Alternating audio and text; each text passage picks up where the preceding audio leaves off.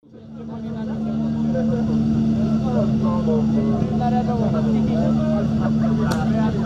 oštartovaný Young Guns alebo mladé pušky v Biacovec na trati, podrieme sa, ako je vyčistená nasadina, tak tam to vyzerá naozaj veľmi dobré. Voda niekde okolo 9 sekundy. Dostreky a peršteku dole. 17:10, 17:10 a 16:37 naľavo, takže mali ste možno vidieť naozaj, že keby som to mal hodnočiť tak jednou vetou, tak o budúcnosť hasičského športu v Biacovciach sa aj nemusíme báť. O budúcnosť hasičiny. Máme oštartované, takže mlad pod Spišského hradu, spomínal som, pôjdu chlapci naplno, nemajú čo špekulovať, prvý čas majú.